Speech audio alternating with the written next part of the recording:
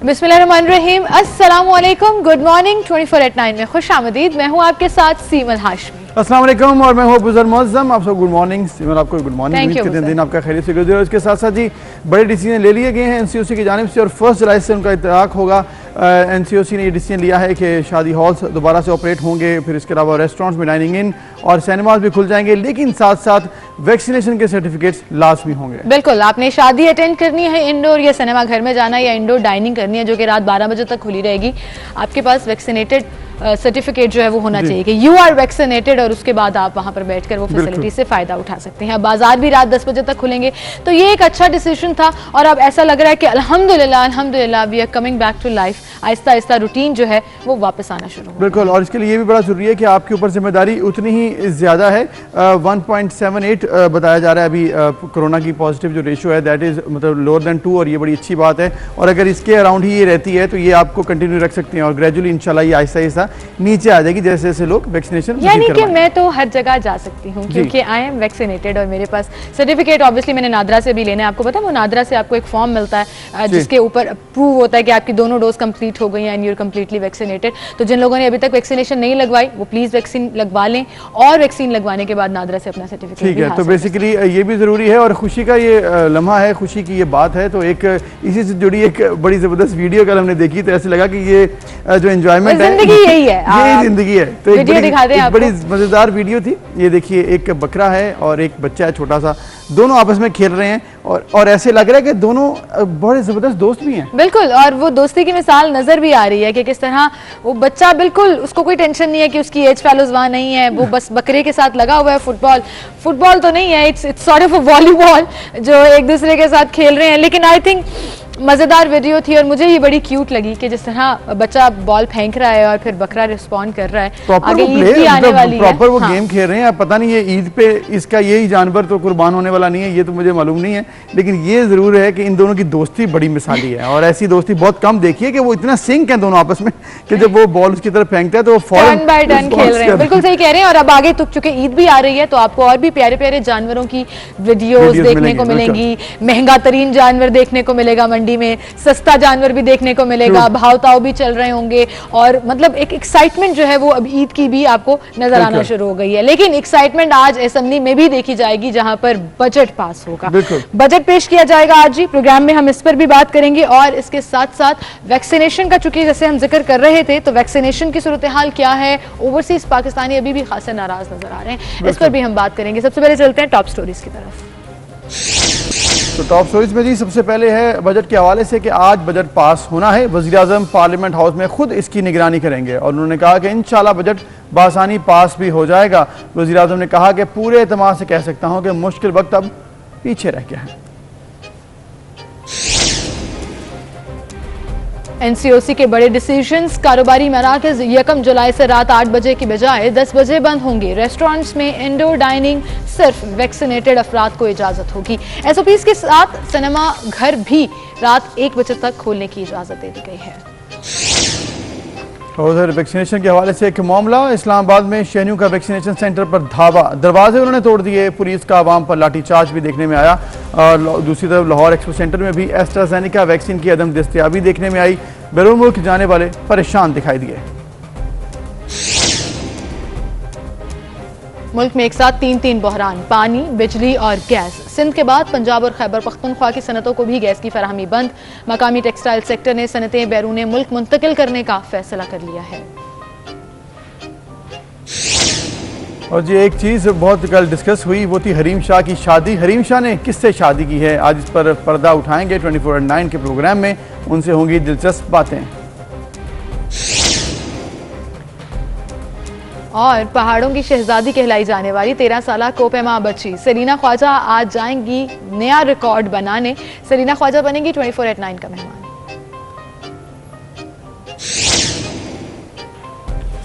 तो ये स्टोरीज, और सबसे पहले हम बात करेंगे आज के एक अहम इशू पर जो कि पाकिस्तान की इकॉनमी के लिए बहुत अहम है। वो है बजट का पास होना। वज़ीर-ए-आज़म इमरान खान ने कल एक इशाया भी दिया था और उसमें इत्तेहादी भी कुछ शामिल थे और इसके साथ साथ उनके पार्टी के अरकान भी शामिल थे। उन्होंने कहा कि ऐसे लग रहा है कि महंगाई हमारे लिए सबसे बड़ा चैलेंज है और जल्द इस पर भी हम काबू पा लेंगे। उन्होंने कहा कि मैं पूरे एतमाद से कह सकता हूं कि मुश्किल वक्त अब पीछे रह गया है। और इस्लामाबाद में अरकान पार्लियामेंट के एजाज में इशाये से वो खिताब कर रहे थे, तो मुझे ऐसा लगा कि पीछे मुड़ के देखना चाहिए कि क्या वाकई पीछे रह गया है या सच में अभी और मुश्किलात और चैलेंजेस आने हैं। इस पर हम बात करेंगे। सीनियर एनालिस्ट नासिर बेग चुगताई साहब हमारे साथ मौजूद है। अस्सलाम वालेकुम सर, सुबह बखैर। सुबह बखैर। बहुत शुक्रिया सर, देख के मुझे बड़ा मजा आया। मजे का था ना, वो दोस्ती बड़ी मिसाली लग रही थी। कर रहा है ना, पॉलिटिकल सियासतदान एक दूसरे को गेंद मार रहे हैं। ये आपने बिल्कुल ठीक कहा है। चुगताई साहब, बजट सेशन है आज। वज़ीर-ए-आज़म ने कल रात को इशाया दिया और अंदर की खबर ये भी है कि खासे वो बरहम भी हो गए। कुछ लोग उस इशाये में नहीं आए थे, कुछ इत्तेहादी नहीं आए थे, मोना सलाई नहीं थे उसमें, तारिक बशीर चीमा नहीं थे। फिर ड्यूटीज लगा दी कि मेक श्योर करें कल असेंबली में नंबर्स पूरे होने चाहिए, हमें बासानी बजट जो है वो पास करा लेना है।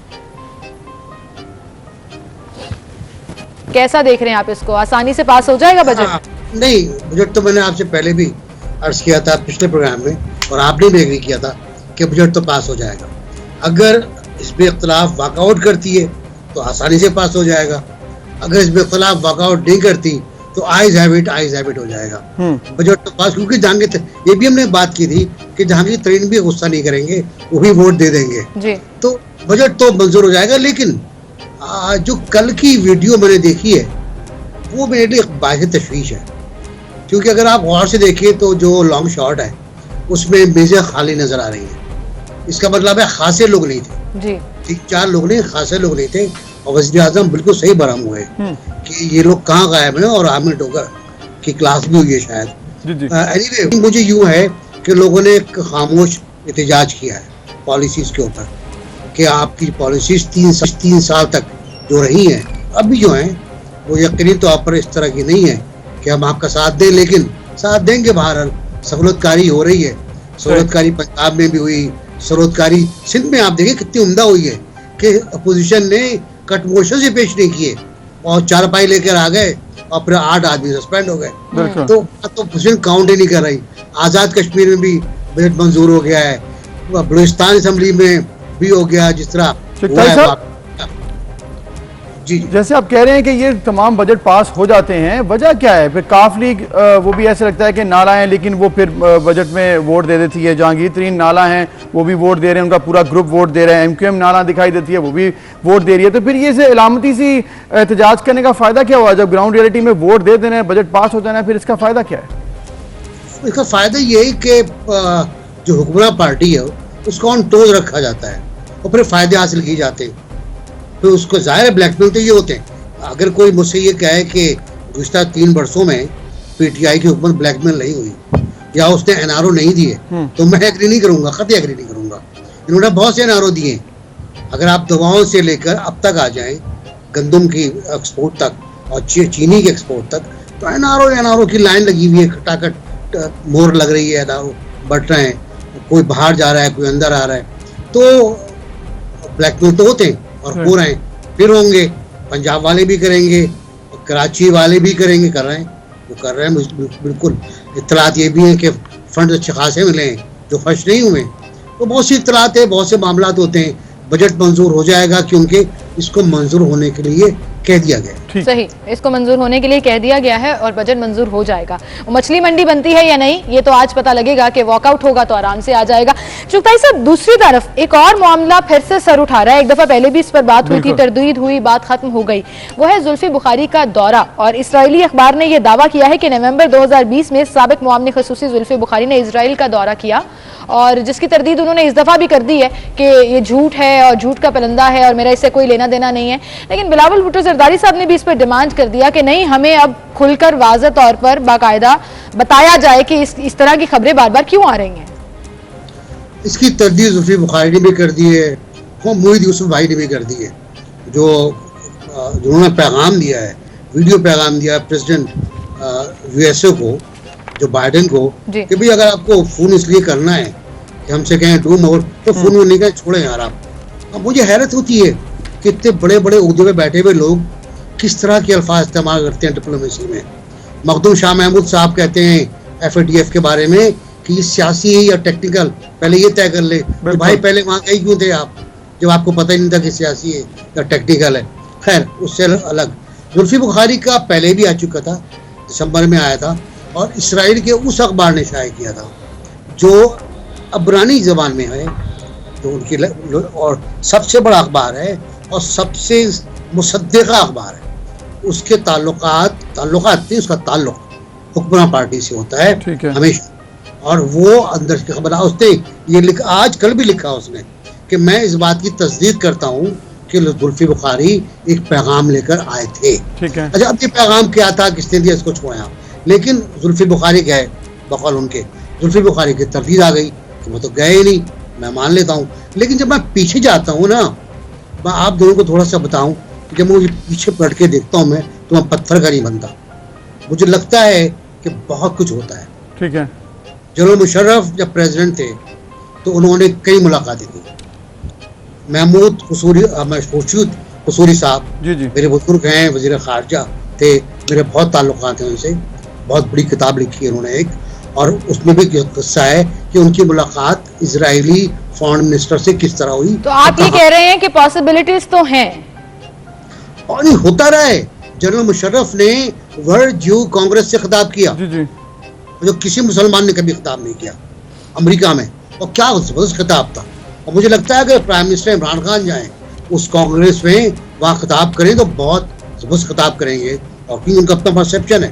लेकिन पता नहीं क्या जाएंगे नहीं जाएंगे वो। लेकिन जब वो कहते हैं कि मैं नहीं गया, तो हमें मान लेते हैं कि वो नहीं गए। फिलहाल मान लेते हैं, आगे चल के देखेंगे ठीक है कि तारीख हमें क्या बताती है। फिलहाल आप मान रहे हैं कि अभी वो अगर नहीं गए तो मान लेते हैं, लेकिन आगे चलकर देखा जाएगा कि क्या होता है। बहुत शुक्रिया नासिर बेग चुगताई हमारे साथ मौजूद थे, और आपने बताया कि ओवरऑल ये जो बैकडोर डिप्लोमेसी है ये बड़े अरसे से चल रही है, और ये 20 साल से अगर आप देखें पाकिस्तान की हिस्ट्री में, तो बहुत सी मुलाकातें ऐसी हैं जो कि पहले भी हो चुकी हैं। बिल्कुल सही कह रहे हैं आप अबू सर, और इसी के साथ हम आगे बढ़ेंगे। और एक इंतहाई अफसोसनाक वाक़या पेश आया था गुज़श्ता हफ्ते लाहौर में, जहां पर ब्लास्ट हुआ था, और उस ब्लास्ट के नतीजे में 3 लोग शहीद हो गए थे और कई ज़ख्मी हुए थे। कल वज़ीर आला पंजाब उस्मान बुज़दार ने जब पूरी इन्वेस्टिगेशन हो रही थी, तो उस पर इन्वेस्टिगेशन के बाद ये बात की कि लाहौर के इलाके जौहर टाउन में ब्लास्ट हुआ, उसमें दहशतगर्दों को गिरफ्तार कर लिया गया है, और 23 जून को ये धमाका हुआ था, जिसके नतीजे में 10 अफराद को गिरफ्तार किया गया। बिल्कुल। अब जो गिरफ्तारियां हुई हैं वो किन शवाहिद पर हुई हैं, क्या इस वक्त सिचुएशन है, बैरूनी जो एजेंसी है उनको भी बताया जा रहा है कि वो इन्वॉल्व थी।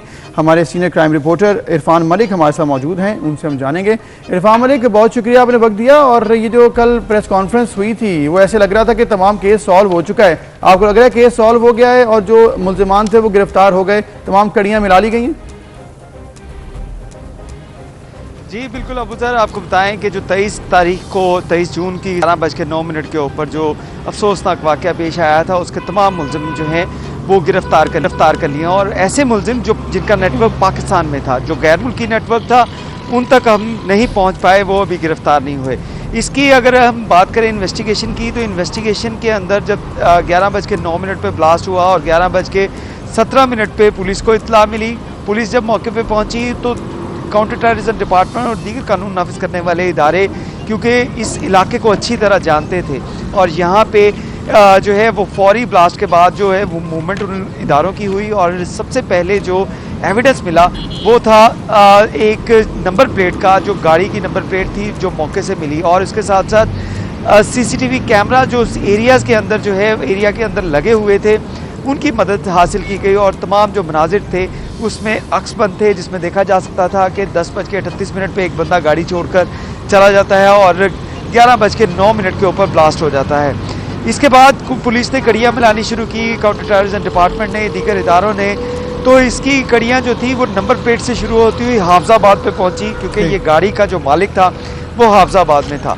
हाफजाबाद पे जब पुलिस पहुँची तो पता चला कि ये गाड़ी ओपन लेटर के ऊपर पिछले 2 साल से फ़रोख्त होती जा रही है, और लास्ट जो उसका बायर था वो डेविड पीटर था।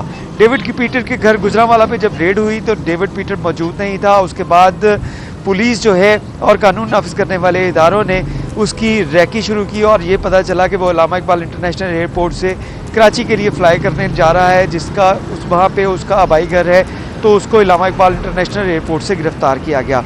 उसकी गिरफ़्तारी के बाद बहुत सी जो गुत्थियाँ थी वो सुलझनी शुरू हुई, जिसमें पीटर ने बताया कि उसने कि ईद गुल नामी शहरी को ये गाड़ी दी थी और ये गाड़ी उसने जहाँ से बाबू साबू हम जहाँ पे इस वक्त मौजूद हैं, इस जगह से ये 21 तारीख को गाड़ी एग्जिट हुई थी।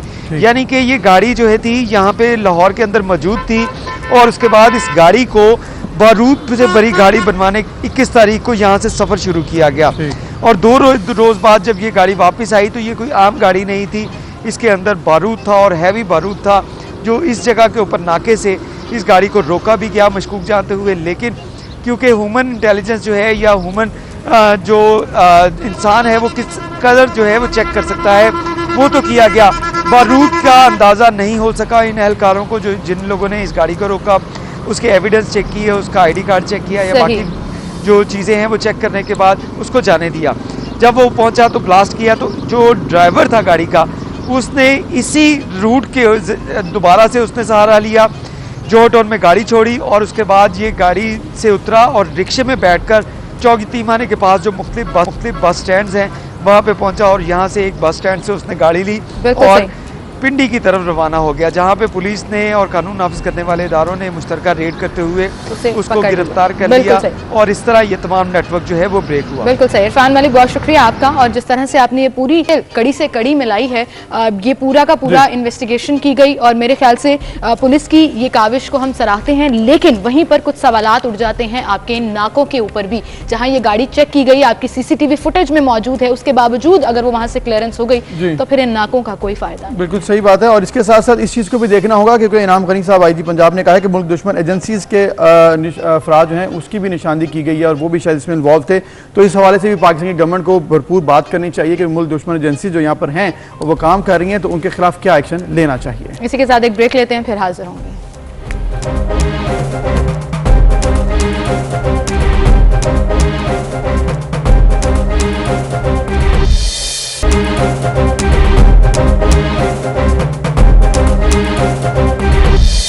वेलकम बैक नाज़रीन। हम बात करें कोरोना वायरस के हवाले से NCOC ने बड़े डिसीजन लिए हैं और सूरत हाल बेहतर होने पर अब ये डिसीजन लिया गया है कि 1 जुलाई से कारोबारी सरगर्मियां रात 10 बजे तक जारी रहेंगी और इसके साथ साथ ये भी कहा गया कि इंडोर डाइनिंग में भी 50% अफराद बैठने की इजाज़त होगी, लेकिन इसके साथ साथ वैक्सीनेशन सर्टिफिकेट जो हैं वो लाजमी करार दिए, यानी कि वैक्सीनेटेड लोग ही हैं जो इंडोर डाइनिंग हो, वो सिनेमा घर हो या इंडोर शादियां हो, जहां से फायदा उठा सकेंगे। वैक्सीनेशन का सिलसिला जारी है, जो मुल्क भर में वैक्सीनेशन लगाई जा रही है। साइनोवैक और साइनोफार्म की तरसील तो बेहतर हो गई और वो लगाई जा रही है, लेकिन जिन लोगों ने बाहर जाना है, जो ओवरसीज लोग हैं, जहां चाइना की वैक्सीन एक्सेप्टेबल नहीं है, उन्होंने या तो एस्ट्राजेनेका लगानी है या फाइजर लगानी है, उसमें बहुत ज़्यादा प्रॉब्लम्स आ रही हैं। और कल इस्लामाबाद में जो हुआ हम सब ने देखा, वहाँ पर प्रोटेस्ट किया गया और क्यूज़ को रोक कर लोगों को अंदर जो ओवरसीज पाकिस्तानी है उनको लगाया जा रहा था, तो बाकी लोगों ने फिर गेट तोड़ दिया, वो अंदर दाखिल हो गए कि हमें क्यों नहीं वैक्सीन लगाई जा रही। ये मिसमैनेजमेंट, बार बार इश्यूज क्यों आ रहे हैं, ये एक बहुत बड़ा सवाल है। बिल्कुल, और इस पर हम बात करेंगे कि आखिर इशू क्या है। उसके साथ साथ कुछ हेल्थ वर्कर्स जो हैं वो भी एहतजाज कर रहे हैं, उनको हेल्थ अलाउंसेज और रिस्क अलाउंस है वो भी नहीं मिल पा रहा। तो ओवरऑल किस तरह से देख रही है NCOC, इस चीज़ को हमने देखना है। डॉक्टर नौशीन हामिद साहब हमारे साथ मौजूद हैं, पार्लिमानी सेक्रेटरी हेल्थ हैं, उनसे हम जानने की कोशिश करेंगे। डॉक्टर साहब बहुत शुक्रिया, आपने वक्त दिया। वैक्सीनेशन की तरसील तो बेहतर हुई है, लेकिन ऐसे लग रहा है कि फाइजर एस्ट्राजेनेका का मामला भी हल नहीं हुआ, लोग परेशान हैं। कल भी भरपूर एहतजाज हुआ है इस्लामाबाद में। जी बिल्कुल, देखिए इस वक्त जो सूरत हाल ये है कि फाइजर चूंकि पहले सिर्फ लिमिटेड थी, जिनकी लो इम्यूनिटी थी, उन लोगों के लिए ये हमें मिली थी कोवैक्स से, और उन्होंने हमारे साथ कुछ शराइत रखी थी कि ये लो इम्यूनिटी वालों को लगानी है, मगर उसके बाद फिर गवर्नमेंट ने उनसे बात की और उनको बताया कि हमारे पास जिनकी रिक्वायरमेंट जो वो बता रहे, उसके अलावा भी हमें इजाज़त दी जाए। तो उस पर फिर ये जो सऊदी अरेबिया का जिनके पास वर्क परमिट है उनके लिए परमिशन मिल गई और अब फाइजर उन लोगों को लग रही है जिन्होंने सऊदीया के डॉक्यूमेंट्स जो हमें वहाँ पे शो कर देते हैं। दूसरा ओवरसीज के लिए ज़ाहिर है जो एक्सेप्टेबल वैक्सीन्स हैं उनमें एक मॉडर्ना भी है, और मॉडर्ना की वैक्सीन इंशाल्लाह ताला जुलाई के फर्स्ट वीक में काफ़ी बड़ी तादाद में पाकिस्तान पहुँच रही है, और इंशाल्लाह ताला ये जितने भी ओवरसीज के स्टूडेंट्स हैं या जो ओवरसीज ट्रेवल करना चाहते हैं या जो वहाँ के लोग यहाँ पर आके फंसे हुए हैं, वो इंशाल्लाह ताला जुलाई के फर्स्ट वीक में मॉडर्ना आ जाएगी और ये इशू भी रिजॉल्व हो जाएगा। जाएगा उनको इंशाल्लाह वो मिल जाएगी। जी बिल्कुल। लेकिन डॉक्टर साहिबा, इस्लामाबाद में तो चलें, ये प्रोटेस्ट भी किया जा रहा है, मिसमैनेजमेंट नजर भी आ रही है, बहुत से शहरों में, बड़े शहरों में एस्ट्राजेनेका अवेलेबल ही नहीं है। लाहौर में भी एस्ट्राजेनेका नहीं लगाई जा रही और लोग प्रोटेस्ट कर रहे हैं। क्या शॉर्टेज आ रही है, क्यों इसको सॉर्ट आउट नहीं किया जा रहा? देखिए, बिल्कुल सॉर्ट आउट करने की तो पूरी कोशिश की जा रही है, पर यहाँ ये देखने की बात है कि इस वक्त पूरी दुनिया में डिमांड एंड सप्लाई का बहुत बड़ा इशू है। और जाहिर है कि जो डेवलप्ड कंट्रीज हैं उन्होंने बहुत पहले अपनी बुकिंग्स करा ली थी, क्योंकि उन लोगों ने जो क्लिनिकल ट्रायल्स हुए थे उसमें इन्वेस्ट किया था, तो जाहिर है उनके पास एक राइट था कि उनको पहले प्रोवाइड की जाए। एस्ट्राजेनेका वो ऑक्सफोर्ड की वैक्सीन है जो कि इंडिया में प्रोड्यूस हो रही है, उसकी एक मेजर जो उसका एंटिटी वैक्सीन प्रोड्यूसिंग की है वो इंडिया में लगी हुई है, और एक इटली में और एक कोरिया में, जहां पर इनके प्लांट्स हैं।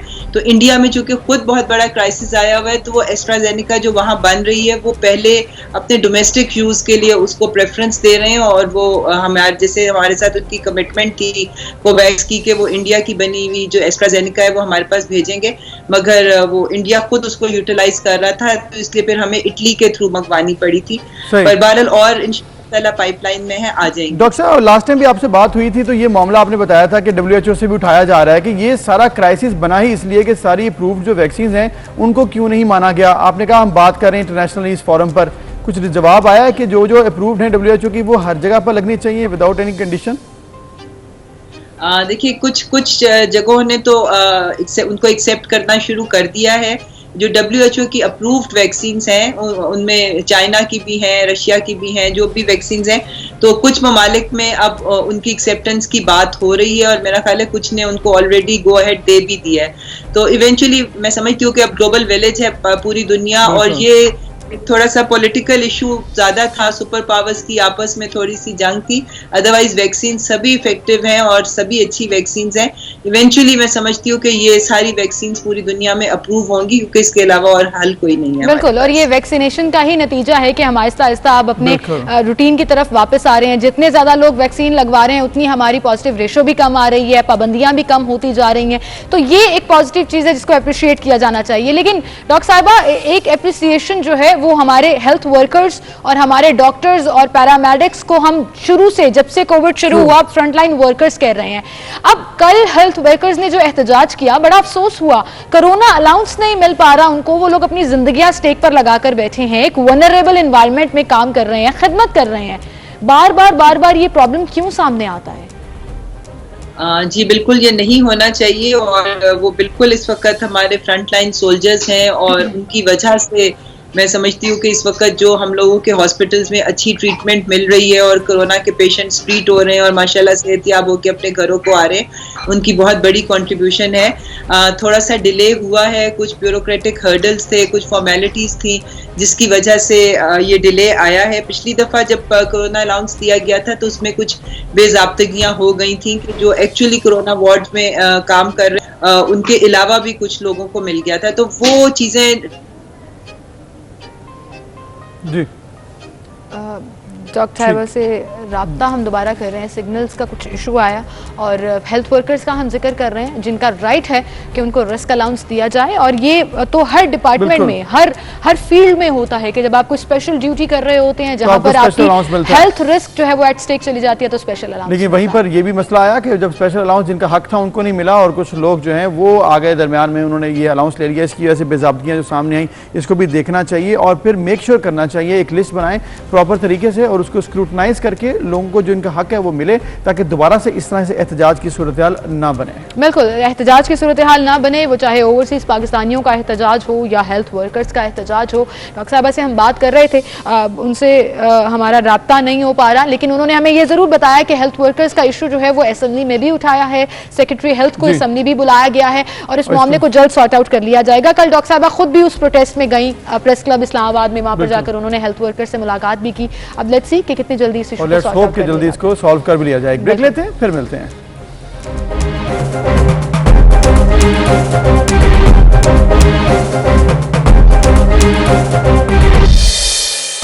वेलकम बैक नाज़रीन। अब हम आपसे मुलाकात कराएंगे एक ऐसी कोहपेमा से जो कि कहलाई जाती है पहाड़ों की शहजादी, और उनकी उम्र सिर्फ 12 साल है और उनका नाम है सलीना ख्वाजा, जिनकी कामयाबी का सिलसिला अल्हम्दुलिल्लाह जारी है और सिर्फ 12 साल की उम्र में कामयाबी के साथ कोहपेमाई में उन्होंने अपना नाम बनाया है। बिल्कुल 2018 में रिकॉर्ड कायम किया, 2019 में रिकॉर्ड कायम किया, 2020 में वो नहीं जा सकी और अब दोबारा से एक और बुलंद तरीन चोटी को सर करने जा रही हैं और आलमी रिकॉर्ड बनाने जा रही हैं। सलीना ख्वाजा हमारे साथ मौजूद हैं, उनसे हम बात करेंगे। अस्सलाम वालेकुम सलीना।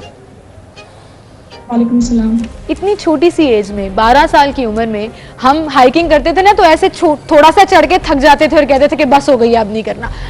आपने कैसे ये सोचा कि मैंने ये रिकॉर्ड बनाना है, मैंने इसको प्रोफेशनली ट्रेनिंग लेनी है, साथ साथ चीजों को लेकर चलना है?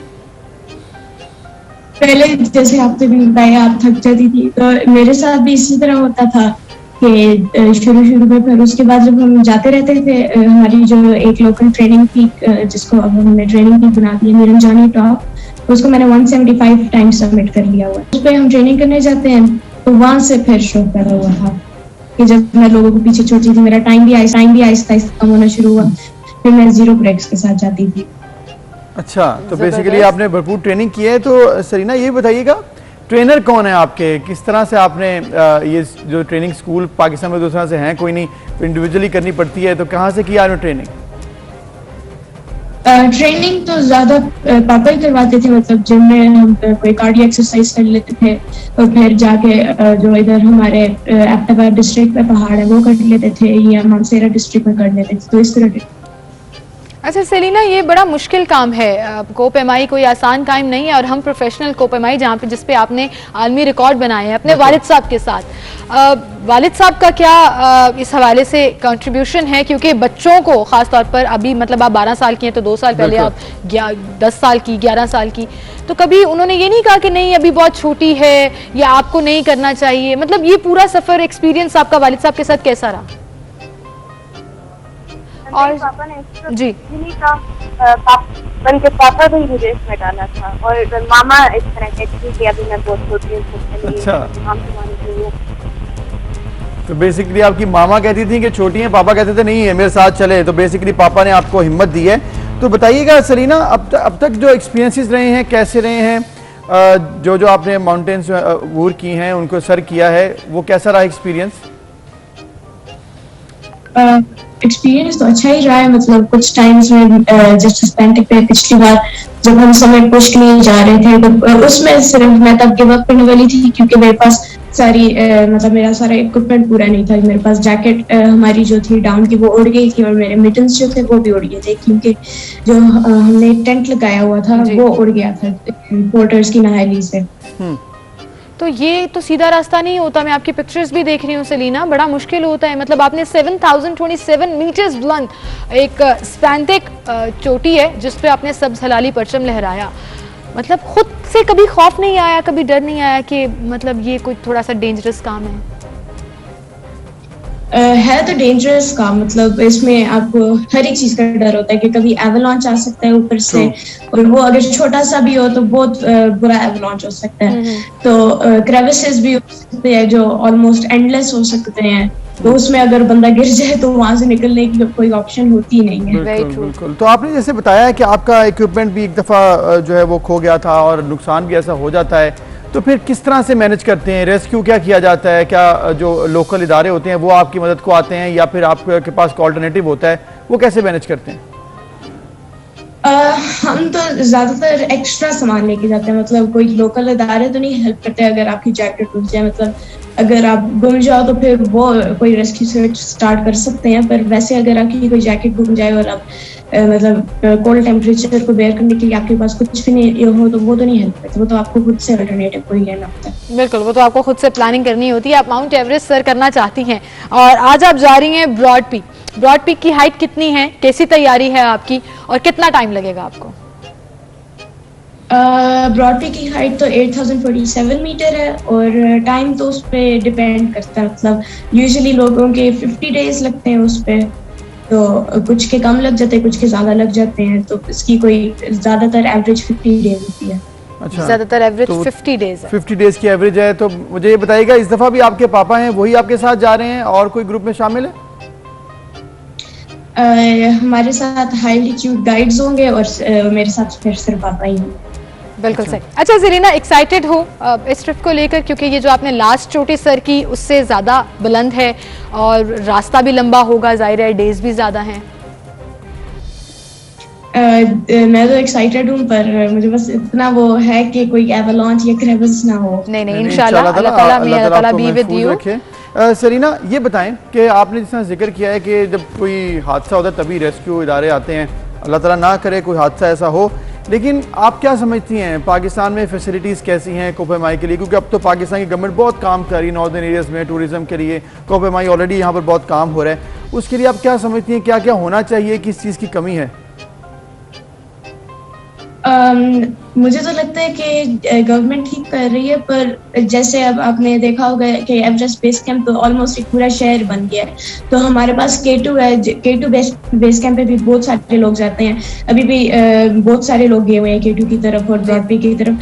तो अगर गवर्नमेंट K2 बेस कैंप पे भी थोड़ा सा पैसा लगाए और इसको मतलब थोड़ा सा बेहतर बना दे तो फिर बहुत ज्यादा हो सकती है, मतलब इसकी एडवर्टाइजमेंट वगैरह। और सलीना, आपने बिल्कुल सही कहा कि इसको मजीद इम्प्रूव करना चाहिए, और जिस तरह आपने ये कहा ना कि कोपेमाई में बड़ा आपका इरादा भी है कि आपने माउंट एवरेस्ट तक जाना है, तो एक बड़ा लंबा सफर होगा इंशाल्लाह, लेकिन आई एम श्योर जिस तरह आप कामयाबियों का सिलसिला समेट रहे हो ऐसे समेटते रहोगे। Thank you so much Salina for being with us. और अबूजर, अभी जैसे मैं इनकी तस्वीर देख रही थी ना ऐसे हुए, मैं खुद वेकेशंस पे जा रही हूँ, माउंटेन्स में जा रही हूँ, लेकिन मैं तो कभी हौसला भी नहीं कर सकती कि मैं 1 किलोमीटर से ज्यादा शायद हाइकिंग कर सकूं। है नहीं इस काम की, तो आप हाँ, मैं इंप्रेस हो जाऊँ 12 साल बच्ची से कि चलो जी कोई छोटी सी चोटी एंजॉय करें दूर खड़े होकर इन लोगों को, और ये बड़े जबरदस्त काम कर रहे हैं, पाकिस्तान का नाम भी रोशन कर रहे हैं, और इनको गुड लक। और जिस तरह से ये कर रहे हैं काम, आगे आइंदा वाले दिनों में मेरे ख्याल में बड़ा जबरदस्त अचीवमेंट है पाकिस्तान। इसी के साथ एक ब्रेक लेते हैं, फिर आएंगे। Welcome back. एक बार फिर से आपको खुशामदीद कहेंगे। नाज़रीन, इस वक्त पाकिस्तान को 3 बड़े बहरानों का सामना है।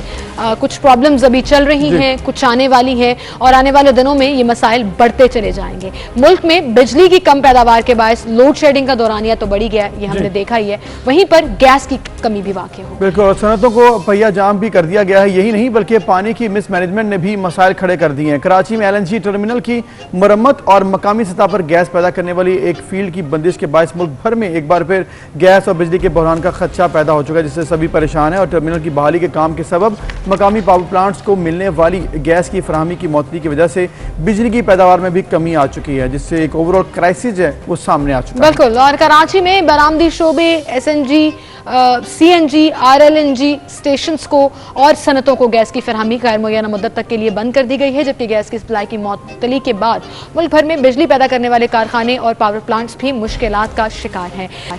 बिजली पैदा करने वाले पावर प्लांट्स को गैस की फरहमी मअतल होने के सबब मुल्क के मुख्तलिफ हिस्सों में बशमुल कराची, जहाँ के इलेक्ट्रिक बिजली प्रोवाइड करता है, लोड शेडिंग का दौरानिया बढ़ चुका है जी। और फिर अब बिजली और गैस का बहरान जो है वो खैबर पख्तूनख्वा और पंजाब को भी फेस करना पड़ रहा है। उसकी सनतों को भी 10 रोज के लिए गैस की फरहमी बंद करने का ये इम्कान। बिल्कुल। और इसके साथ साथ कराची के हवाले से खुसूसन बात करें, क्योंकि वहाँ पर क्राइसिस बहुत ज़्यादा है, इंडस्ट्री उससे अफेक्ट हो रही है। LNG टर्मिनल से गैस की सप्लाई आज रात से बंद होना भी शुरू हो चुकी है, यानी कि गुज़िश्ता रात से, और आज रात भी दोबारा से इस पर मजीद भी काम हो रहा है। और LNG टर्मिनल से 600 मिलियन मकब फिट योमिया गैस की सप्लाई बंद की जा सकती है, यानी कि आज से ये सिस्टम दोबारा से शुरू होगा। 3 कार्गो दरामद भी किए गए हैं, सिर्फ 3 है, यानी कि अभी कम है, और इसके साथ मजीद भी इस पर काम करना चाहिए। फिर ये भी कहा जा रहा है कि बहरान पर काबू पाने के लिए तवानाई ने पावर प्लांट्स को वजारत तवानाई ने पावर प्लांट्स को फर्नेस ऑयल दरामद करने के लिए NOC जारी कर दिया है, ताकि फर्नेस ऑयल लाकर आएँ, फिर से बिजली महंगी दें, और अगर किसी को चाहिए तो महंगी बिजली वो इस्तेमाल कर सकता है। यानी कि आपके पास मैनेजमेंट की कमी थी, आपने पावर प्लांट्स को रिवाइज नहीं किया, उनको आपने जो सालाना होना था, इनकी सर्विस होनी थी, वो नहीं हो सकी, जिसकी वजह से सारा क्राइसिस मेरा ख्याल है बिल्डअप होता गया। बिल्कुल, सारा क्राइसिस बिल्डअप होता गया, लेकिन आप क्या करेंगे? आप इनका इल्ज़ाम और तमाम मुद्दा जो है वो पिछली हुकूमतों पर डाल देंगे। अपनी मिसमैनेजमेंट इस गवर्नमेंट की जो नज़र आ रही है, उससे मकामी टेक्सटाइल सेक्टर जो है वो खासा नाराज़ नज़र आ रहा है। जो इंडस्ट्रियलिस्ट हैं वो खासे नाराज़ नज़र आ रहे हैं कि हर थोड़े अरसे के बाद एक बहरान आता है, जिसकी वजह से उनकी इंडस्ट्री, वो कोई भी इंडस्ट्री हो, वो सफ़र करती है, प्रोडक्ट क्वालिटी सफ़र कर जाती है, ये प्राइस सफ़र कर जाती है, जिससे इंटरनेशनली कम्पीट करना मुश्किल हो जाता है, या इवन विद इन कंट्री उन प्रोडक्ट्स की फराहमी को बैलेंस करना मुश्किल हो जाता है।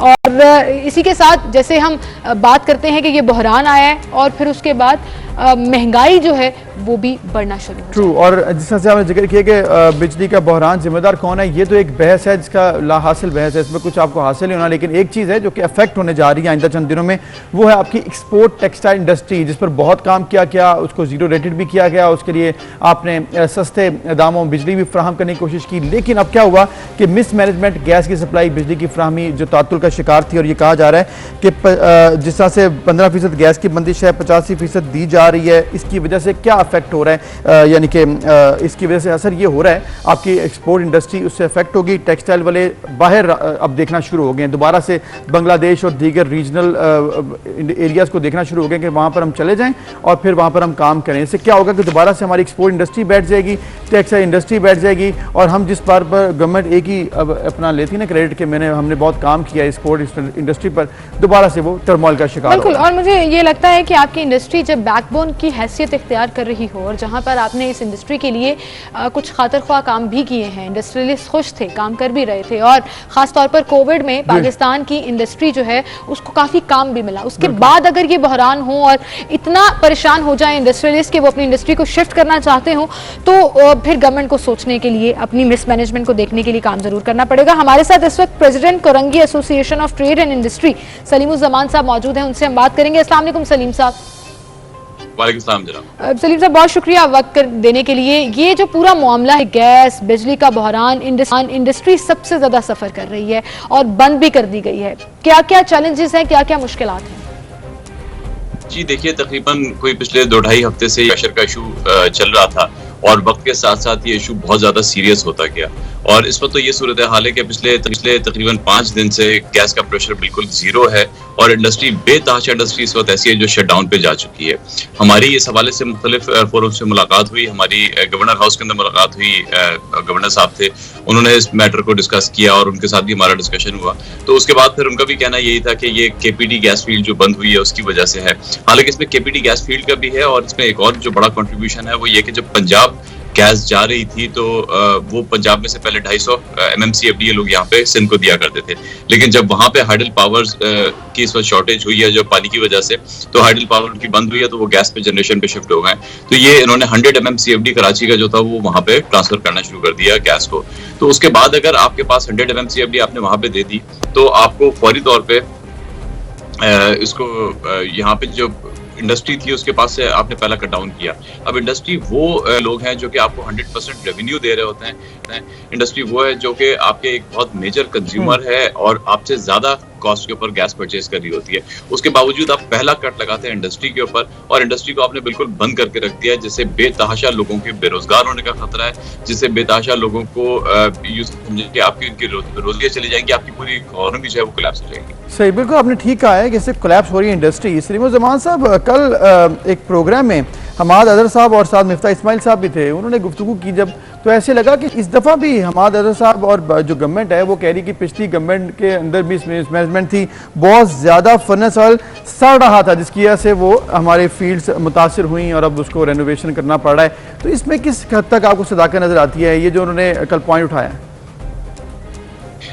देखिए, इन्होंने हमें भी गवर्नर हाउस वाली मीटिंग में ये बताया था कि 2 साल से इसकी मेंटेनेंस ड्यू थी, और 2 साल से इन्होंने इसकी मेंटेनेंस नहीं की थी। तो हमारा इस पे एक पॉइंट ऑफ व्यू ये था कि जब इसकी मेंटेनेंस जहां 2 साल से ड्यू थी, वहां इसकी मेंटेनेंस को आप अगस्त में भी कर सकते थे, जबकि पंजाब की जो सप्लाई थी वो बेहतर हो जाती, पानी की बारिशें वगैरह हो जाती, हाइडल पावर उनके चल पड़ते। तो उसके बाद फिर जो 100 MMCFD आपको यहाँ से देना पड़ा था वो आप नहीं देते, आपको देना नहीं पड़ता, तो इतना बड़ा जो एक मेजर इस पर शॉर्टफॉल आ गया वो नहीं आ सका। तो अगर थोड़ी सी बेहतर प्लानिंग कर लेते तो इस इतने बड़े जो डिजास्टर हुआ है इसको अवॉइड किया जा सकता था।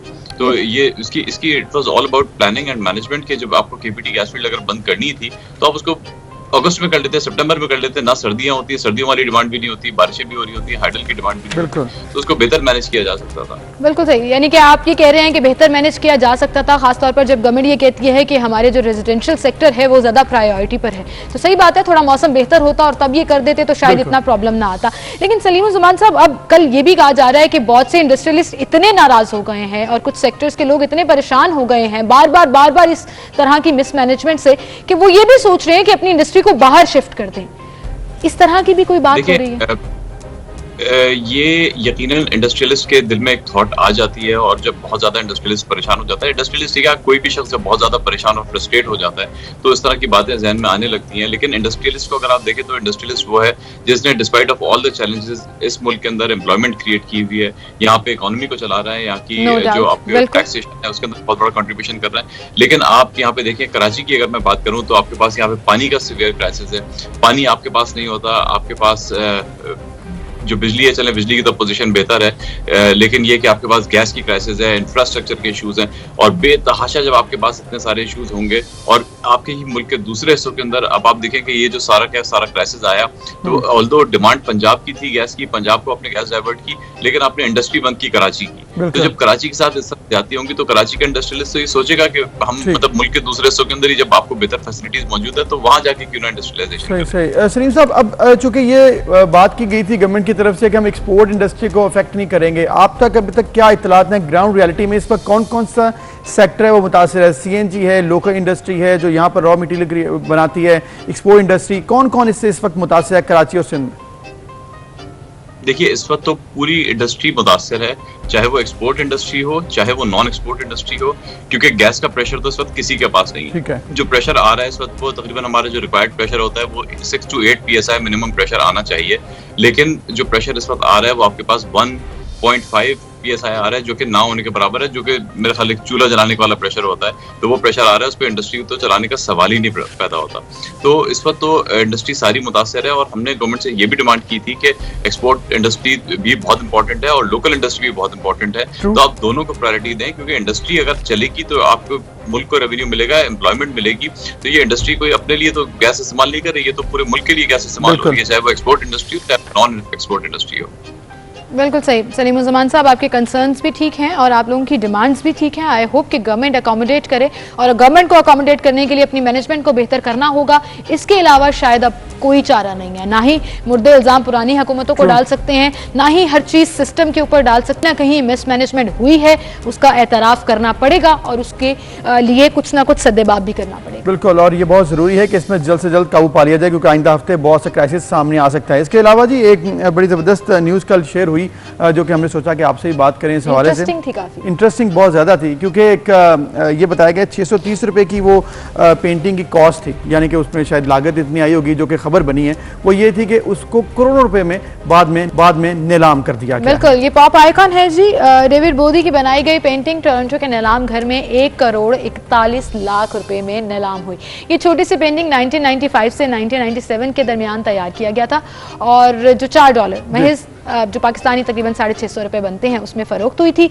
और फिर फ़रोख्त की कीमत ने नीलाम घर के इस छोटी सी पेंटिंग के 7 से $10,000 में नीलाम होने के तमाम अंदाज़ों को गलत साबित कर दिया, क्योंकि इस पेंटिंग को एक अमरीकी कलेक्टर ने पूरे $90,000 यानी कि 1 करोड़ 41 लाख रुपए में खरीद लिया। तो बहुत बड़ी रकम है जी, इन्होंने इसको खरीदा है, और ऑब्वियसली जो मदा होते हैं ना वो अक्सर ऐसे ही करते हैं, बड़ी बड़ी रकम खर्च कर देते हैं पेंटिंग्स के ऊपर, और अक्सर लोग सोचते हैं कि आखिर इसमें ऐसा क्या था। तो लेकिन बहुत से ऐसे आर्टिस्ट होते हैं, और इसके साथ साथ जो देखने वाली नजर नहीं है ना मेरे पास, एग्जैक्टली जो वो होती है ना, फिर वो उसके लिए वो कोई भी रकम खर्च करने को तैयार हो जाता है। बिल्कुल, जो बाज़ौक़ लोग होते हैं ना, मैं समझती हूँ कि उनको ना होना चाहिए, फिर उनको इस तरह की चीजें बड़ी पसंद आती हैं,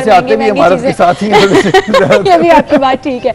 अच्छा, एक और ज़ौक़ की बात कर लेते हैं जी, जो बड़ा पॉपुलर हुआ, और ये ज़ौक़ और ये शौक और ये हॉबी और ये पैशन जो है वो कई सालों से चढ़ रहा है, उतर रहा है, टूट रहा है, और अब एक दफा फिर से बैन लग गया जी इस शौक को, और वो है एप्लीकेशन टिकटॉक पर। इस दफा जी पेशावर नहीं बल्कि सिंध हाईकोर्ट ने बैन लगाया। सिंध हाईकोर्ट ने दुनिया भर में बहुत मशहूर अब तो ये हो चुकी है एप्लीकेशन टिकटॉक, यानी कि हर जगह अमेरिका से जापान तक इसके चर्चे हैं। तो सिंध हाईकोर्ट में टिकटॉक बंद करने से मुतालिक दरखास्त पर समाअत हुई। दरखास्त गुजार के वकील ने मौका इख्तियार किया कि पेशावर हाईकोर्ट ने भी पहले टिकटॉक पर पाबंदी आयद की थी। टिकटॉक पर गैर इखलाकी और गैर इस्लामी मवाद अभी भी देखा जा रहा है, यानी कि जिस बात पर उन्होंने वादा किया था कि इसको हम हटा देंगे इंतजामिया ने, वो अब तक नहीं हटाई जा सकी, इसलिए इसको दोबारा से बैन किया जाए। तो PTA में शिकायत की, मगर इस पर अभी तक कुछ अमल नहीं हुआ, तो लिहाजा इसको बैन किया जाए। और अदालत ने फिर इस समाअत के दौरान पाबंदी आयद कर दी, और अटॉर्नी जनरल ऑफ पाकिस्तान का नोटिस भी जारी किया कि 8 जुलाई तक फ्री कैन से जवाब तलब करे। और इससे पहले भी वल्गैरिटी के ऊपर, इस तरह के कंटेंट के ऊपर जो हमारी यूथ और हमारी नौजवान नस्ल को ख़राब कर रहा है, उसको जो है वो बंद कर दिया। बहरहाल अच्छा हुआ या नहीं अच्छा हुआ, मैं क्यों अपने दुश्मन बनाऊं, को अपने खिलाफ करूं, बस हो गया तो हो गया, अभी मुझे नहीं पता मेरा कोई बैन तो लग गया, लेकिन मुझे लगता है ये मामला तब तक हल नहीं होगा जब तक ये इंटरनेशनल कंपनी, सोशल मीडिया की कंपनी पाकिस्तान में अपने अपने ऑफिस नहीं बनाएगी और वहां पर कंप्लेन जाकर लोग नहीं लगवाएं, तब तक ये मामला मेरा ख्याल है देर पा इसका हल नहीं होगा। सिर्फ एक सोल्यूशन है, फिल्टर लगाना है, उन चीजों को फिल्टर करना है जो हमारे कल्चर और हमारी नॉर्म्स के अगेंस्ट, हमारी कंपनीज नहीं लगा सकती, लेकिन कंपनीज बड़ा अच्छा काम कर सकती हैं और ऐसा ही एक काम किया है यूएई की एक कंपनी ने, जिसमें जहेज लेने और जहेज देने वालों को नौकरी नहीं मिलेगी और अगर कोई नौकरी करता है और उसकी कंप्लेन होती है तो उसको फारिग कर दिया जाएगा। बड़ा जबरदस्त इनिशिएटिव है जी। मुत्तहिदा अरब अमारात यानी कि यूएई की एक निजी कंपनी है जिसने जहेज देने और लेने वालों को नौकरी ना देने का बाकायदा ऐलान कर दिया, नोटिफिकेशन भी उन्होंने जारी किया है और ये नई पॉलिसी के खिलाफ वर्जी करने वाले मुलाजमीन को कंपनी इजाजत छोड़नी होगी और कानूनी कार्रवाई का भी फिर सामना कर सकते हैं। बिल्कुल, और कंपनी ने अपनी नई पॉलिसी में इस शेक को एम्प्लॉयमेंट कॉन्ट्रैक्ट का हिस्सा बना दिया, जिसके तहत डाउरी जिसे कहा जाता है, जहेज नहीं लिया जाएगा, ना ही दिया जाएगा। और शारजा की ये कंपनी है जिसमें उसको या तो मुलाजमत मिलेगी नहीं या आपको वो फॉर्म साइन करना पड़ेगा जिसके तहत आप मेक श्योर कर रहे हैं कि ये ना हो। कंपनी मालिक ने इस ज़मन में ये भी कहा कि ये दुनिया में पहली मरतबा है कि एक निजी कंपनी जो है वो इस तरह की शिक जो है वो मुआहदे में डाल रही है। लेकिन आई थिंक अगर कंपनीज इस तरह से करना शुरू कर दें तो आप इमेजिन करें कितना बड़ा इम्पैक्ट और चेंज। मुझे इस चीज़ की क्लैरिटी नहीं हुई है इसमें कि मालूम कैसे होगा कि उन्होंने जहेज देकर, लोग छुपाना भी तो शुरू कर देते हैं, लोग तो मानते नहीं हैं। सेपरेट थिंग, बट अगर आपको पता लग गया या अगर सामने आ गई रिपोर्ट आ गई तो फिर मेरा ख्याल है उसके खिलाफ एक्शन। तो अच्छी चीज है जी, इसको बाकी सबको फॉलो करना चाहिए क्योंकि वैसे तो कानून में फॉलो होना चाहिए, पाकिस्तान में कानून तो है ना, लेकिन इसको इस तरह से अगर इंप्लीमेंट करवाएंगे तो मेरे ख्याल में उसका देर पा असर भी होगा और उसके इफेक्ट्स भी बहुत ज्यादा हो सकते हैं। एक ब्रेक लेते हैं फिर आते हैं।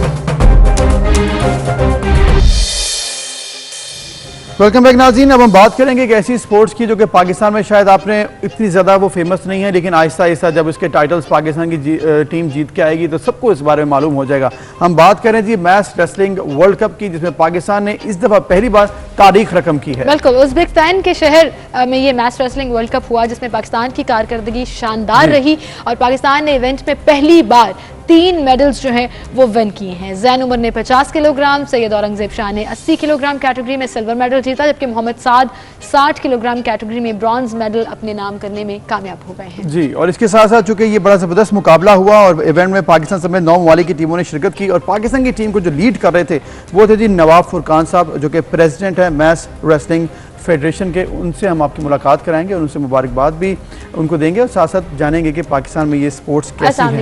जी वालेकुम, कांग्रेचुलेशंस फुरकान, आपको बहुत बहुत। सबसे पहले तो एक ऐसी गेम और एक ऐसी स्पोर्ट्स जिसके बारे में बहुत कम लोगों को पता है, आपने वर्ल्ड लेवल पर जाकर ना सिर्फ परफॉर्म किया बल्कि मेडल्स भी जीत कर आए। मुश्किल था?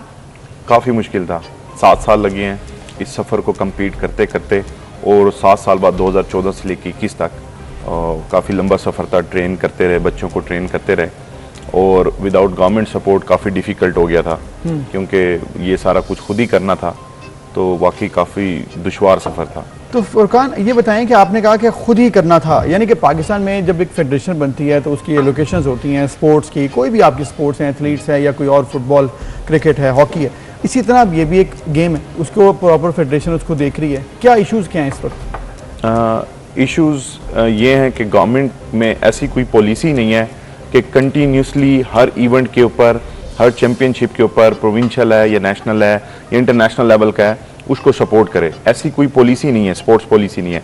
और ख़ास तौर पे ये ट्रेडिशनल स्पोर्ट्स है, जिस तरह हमारी देसी कुश्ती, कबड्डी हो गई, तो ऐसी कोई पॉलिसी नहीं है कि ट्रेडिशनल स्पोर्ट्स को भी सपोर्ट किया जाए। अच्छा। हाँ, और अगर कोई गेम्स को सपोर्ट किया भी जाता है तो वो भी सिर्फ एक जेंटल सा पुश है, नथिंग ये कि नहीं कि जी हर इवेंट पे जा रहे हैं बच्चे तो will provide with each and everything. नहीं, we have to go for the donors, private sectors, chambers. Sponsorship लेनी पड़ती है बेसिकली, आपको खुद गवर्नमेंट नहीं स्पॉन्सर करती है या फिर गवर्नमेंट आपको कोई इस तरह से सपोर्ट नहीं कर रही? गवर्नमेंट स्पेसिफिकली 2-4 इवेंट्स हैं जैसे Commonwealth games, Olympics, Asian games, इसके ऊपर जो हमारा कॉन्स्टिट्यूशन है वो इसके ऊपर सपोर्ट करता है, फुल तरीके से करता है। बाकी रेस्ट जो चैंपियनशिप्स होती हैं, international world cup, world championships, उसके ऊपर अच्छा फुरकान, नॉर्मली ये होता है कि आप जब अपना लोहा मनवा लो, कहीं पर आप कोई अचीवमेंट्स ले आओ, तभी आप तवज्जो समेट लेते हो।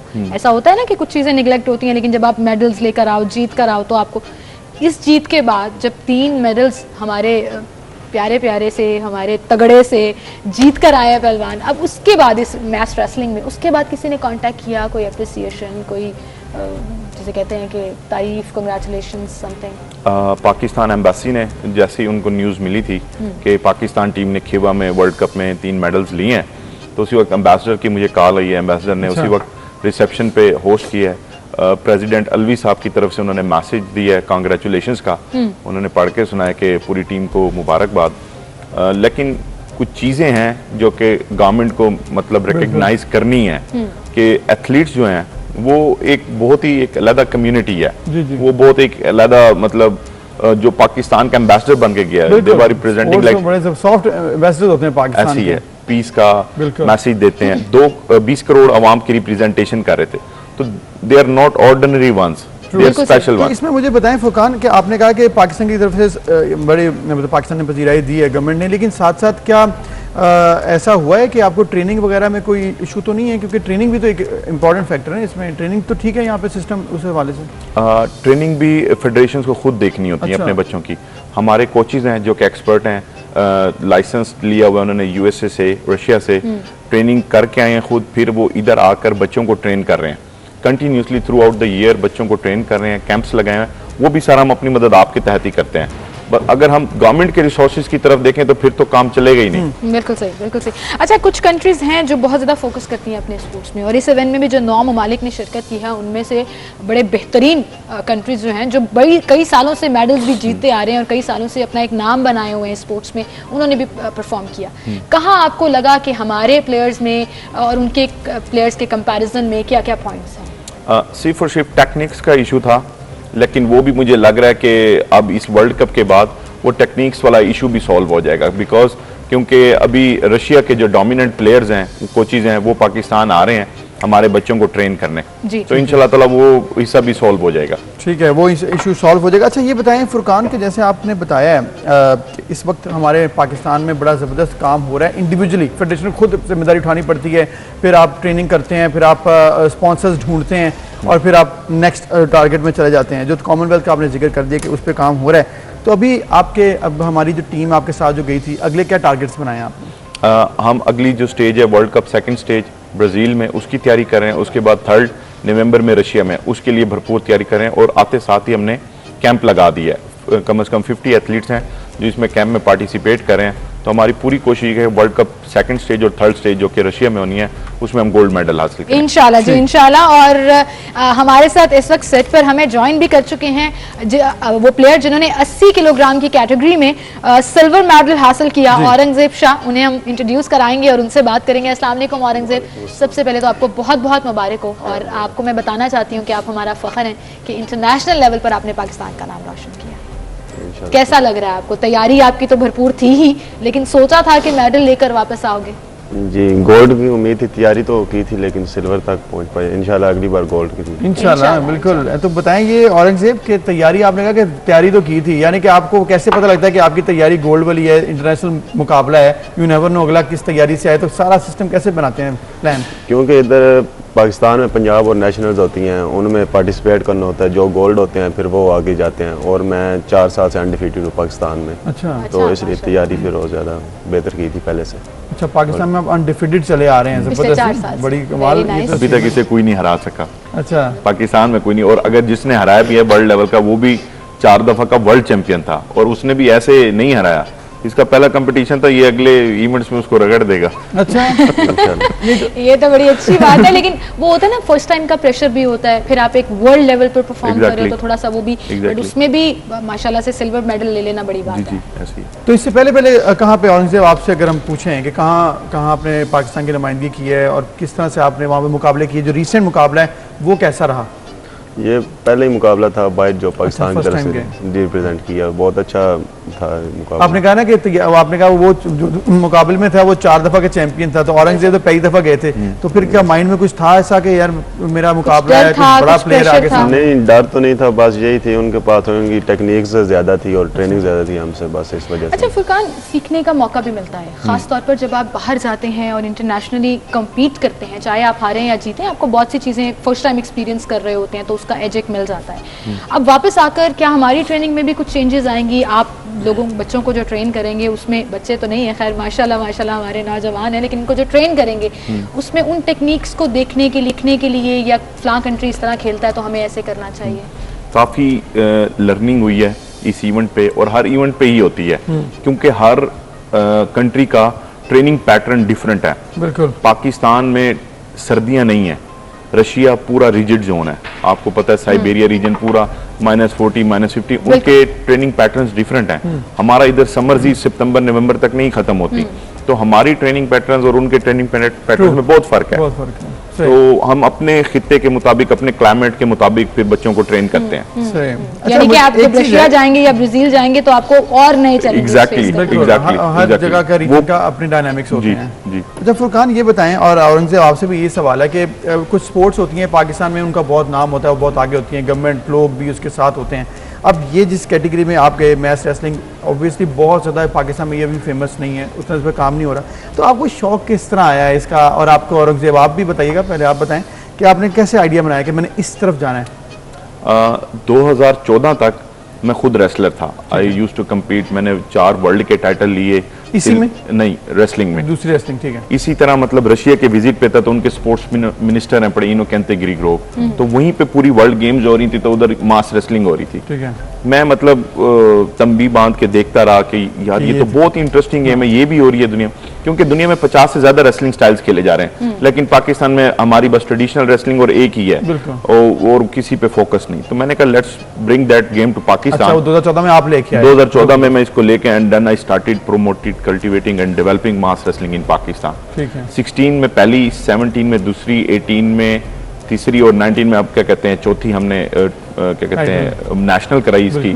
तो मतलब चल रहा है। अब पेंडेमिक आ गया था, बस अब पेंडेमिक खत्म हो रहा था, उसके बाद फिर तो आप तो बेसिकली ये देखकर पाकिस्तान लेके आए। औरंगजेब आपने क्या चीज देखी थी? आपने ये क्या इंस्पायर किया कि मैंने ये वाला खेलना है?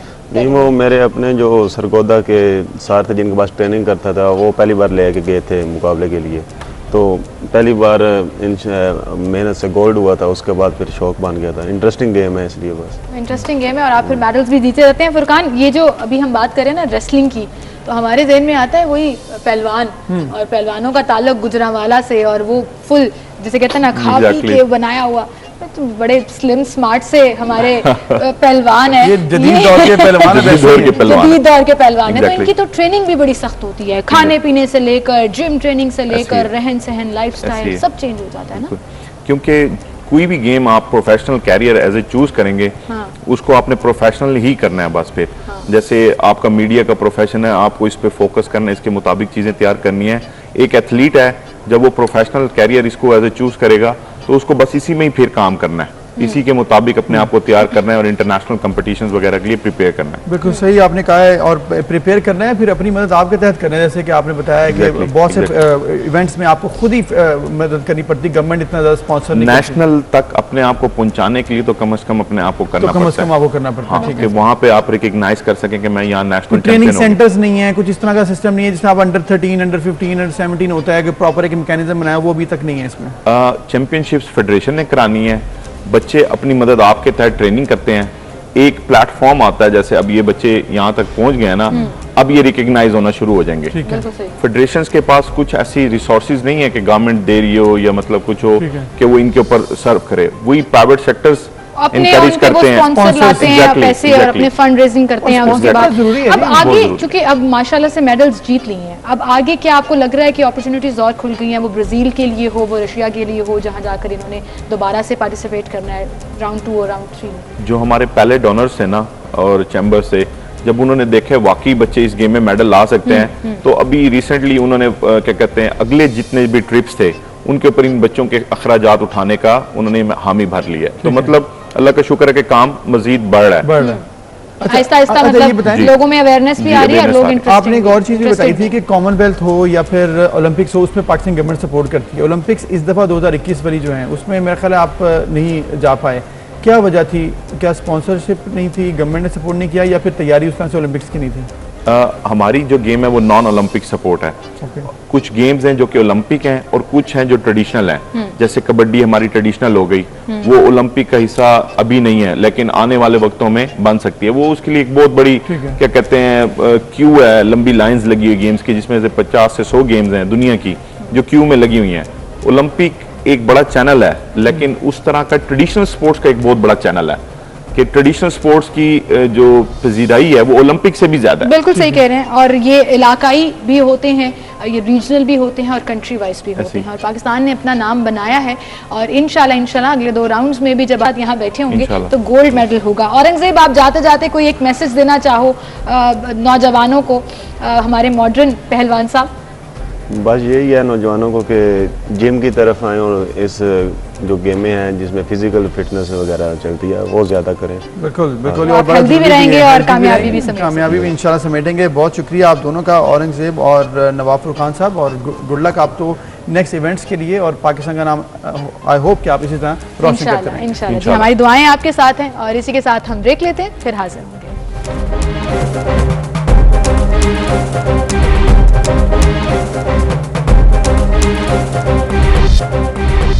वेलकम बैक नाज़रीन। हम बात करेंगे एक ऐसी शख्सियत की जो कि टिकटॉक से वो फेमस हुई हैं, बहुत ज़्यादा फेमस हुई हैं, और इतनी ज़्यादा फेमस हुई हैं कई दफ़ा उनसे लोग राय भी लेते थे, और हमने भी उनसे राय ली थी कि टिकटॉक अब बंद होना चाहिए कि नहीं। हम जिक्र कर रहे हैं जी हरीम शाह का, जो कि एक बार फिर खबरों की जीनत बन गई हैं क्योंकि उन्होंने शादी कर ली है। अच्छा, टिकटॉक बनाने से वो फेमस नहीं हुई, वो जहां टिकटॉक बनाती थी उसकी वजह से वो फेमस हुई, और वो पॉलिटिकल शख्सियात, वो पॉलिटिकल बिल्डिंग्स और तमाम चीजें। अब उन्होंने शादी कर ली है और एक बड़ा तहलका मचा हुआ है कल से, जो उन्होंने कहा कि जिससे उन्होंने शादी की है वो रुकन सिंध असम्बली हैं, जानी मानी शख्सियत हैं। हमारे साथ इस वक्त हरीम शाह मौजूद हैं, उनसे हम बात करते हैं। अस्सलाम वालेकुम हरीम शाह, सबसे पहला और सबसे मेरी टीम की तरफ से आपको बहुत बहुत मुबारक हो कि आपने शादी कर ली है अब, और उसको बाकायदा अनाउंस भी कर दिया। लेकिन हरीम, ये इतना सिगाए राज में क्यों रखा गया है नाम शौहर का? मैंने एक्चुअली ये बता दिया था और क्लियर कर लिया था कि जब मुझे परमिशन होगी तो मैं बता दूंगी, डिस्क्लोज कर लूंगी। और मुझे सबसे ज्यादा दुख ये हो रहा है कि मतलब इनके अलावा देखें, जब इंसान सिंगल होता है या किसी के साथ रिश्ते में बंधा हुआ नहीं होता तो चलो खैर है कि अगर किसी की भी तस्वीर साथ में शेयर कर ली जाए। तो जब मैंने बाकायदा तौर पे इस चीज का इकरार किया, ऐलान किया, टेलीविजन पे बहुत क्लियरली बोले कि अल्हम्दुलिल्लाह हो चुके, और मैं इससे कोई शर्मसार नहीं, मैंने कोई गलत काम नहीं किया, मैंने निकाह किया, तो इसके बावजूद पता नहीं कभी किसकी तस्वीर मेरे साथ शेयर की जा रही है, कभी किसकी तस्वीर शेयर की जा रही है। तो फिर आप ये रूमर्स क्लियर कर दें हरीम। फिर आई थिंक अगर जब आपने ये अनाउंस कर दिया है तो दुआएं भी आप समेट रही हैं, लोग खुश भी हैं, तो फिर नाम भी बता दें ताकि किसी और का नाम आपसे अटैच ना हो। मैं बिल्कुल नाम बताऊंगी और बहुत जल्द बताऊंगी। अभी मैं अकेली नहीं हूँ। आप कोई भी काम करते तो किसी दूसरे की मर्जी से भी करते हैं, तो अभी फिल वक्त मुझे रोका गया, और रोकने का रीजन ही ये था, कोई और बात नहीं थी कि उनकी, मैंने ये भी बताया कि वो ऑलरेडी मैरिड हैं और सिर्फ उनको उनकी वाइफ की परमिशन चाहिए थी। और जैसे ही वहाँ से पता चलेगा या वैसे जैसे ही वो मुझे कहेंगे तो मैं इस चीज का भी ऐलान कर दूंगी। मेरी तरफ से ऐसा कुछ नहीं, इतनी ब्लंट, इतनी स्ट्रेट फॉरवर्ड, इतनी वो हूँ, और मैं किसी से डरती नहीं हूँ कि मैं किसी डर की वजह से खामोश हूँ या कोई मेरा कुछ बिगाड़ लेगा या कोई मेरा कुछ कर लेगा। तो मुझे लोगों की कोई परवाह नहीं है और ना मैं लोगों की वजह से इस बात पे खामोश हूँ। ठीक है, बिल्कुल सही आपने कहा है कि जब आपको इजाज़त मिलेगी अपने हस्बैंड से तभी आप इसको अनाउंस करेंगी। लेकिन चूँकि अब बहुत से सवालात उठते हैं, बहुत से रुकन असम्बली से भी पूछा जा रहा है और वो सहाफ़ी भी पूछना शुरू हो जाते हैं, क्योंकि हाथ भी एक आया जिसमें घड़ी थी, अंगूठी उन्होंने पहनी हुई है, लोग पूछना शुरू हो गए ये आपका हाथ है, ये किसका हाथ है। तो फिर ये बातें आपने जिक्र किया उनसे कि कब तक ये, ताकि कन्फ्यूजन दूर हो जाए? इस बात की इतना दुख हुआ कि बाहर कोई उठ के कह रहे कि कुछ लोगों को मैं जानती भी नहीं हूँ, वो भी कह रहे हैं कि हमारा ये और हमारा वो है, और मेरे साथ की रिलेशन होती है, चाहे वो मेरा फ्रेंड है, चाहे वो मेरे साथ किसी भी रिश्ते में वो है, तो मैं उसका भी वो करती हूँ। लेकिन मुझे इस बात का बहुत ज्यादा दुख हुआ कि कोई भी उठ के कभी किसी साथ में वीडियो चला रहे हैं। देखिए, हम पब्लिक फिगर हैं या ऐसे कोई भी आके खैर हमारे साथ वीडियो बनाते हैं या पब्लिक प्लेस पे कोई भी हमें वीडियो की रिक्वेस्ट करते हैं, ये बहुत सारे लोग हमें इस बात का कहते हैं कि हमें प्रमोट करें अपनी आईडी से, आप हमारे साथ वीडियो बनाएं। तो अगर वो हम वीडियो बनाते हैं तो उसका ये मतलब नहीं होता कि कोई भी हमारा किसी के साथ ऐसा कोई ताल्लुक है या कोई हमारा बॉयफ्रेंड है या कोई ऐसा है। तो इन चीजों से मुझे बहुत सख्त तकलीफ हुई कि कुछ लोग जिनको मैंने प्रमोट करने के लिए, उसकी प्रमोशन के लिए उनको वीडियोस अपनी आईडी से अपलोड की और उनको मेरे साथ इस तरह से वो किया गया। अगर ऐसा कुछ होता तो मैं इस चीज का भी इकरार कर देती, लेकिन एक बंदे के साथ आपका किसी किस्म का कोई ताल्लुक नहीं है, ना दोस्ती वाला ना इस तरह का, तो अगर उसको आपके साथ जोड़ के आपकी इज्जत नफ्स को मजरूर किया जाए तो इस चीज से तकलीफ होती है।